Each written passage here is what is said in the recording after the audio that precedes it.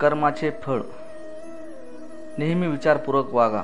कर्णाच्या रथाचे चाक जमिनीत अडकल्यावर तो रथातून खाली उतरला आणि तो ठीक करू लागला. त्यावेळी तो शस्त्राशिवाय होता. भगवान कृष्णाने अर्जुनाला ताबडतोब बाणाने कर्णाला मारण्याचा आदेश दिला. अर्जुनाने परमेश्वराच्या आदेशाचे पालन करून कर्णाला लक्ष्य केले आणि एकामागून एक बाण सोडले आणि कर्ण जमिनीवर पडला.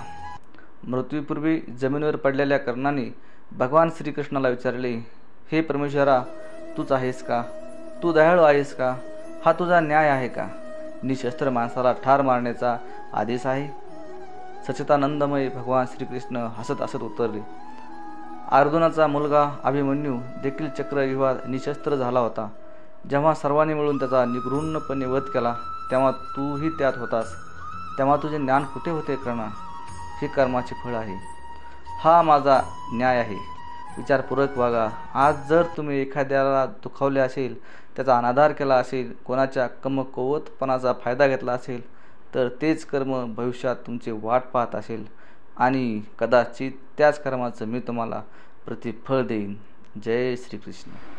जय श्री कृष्ण.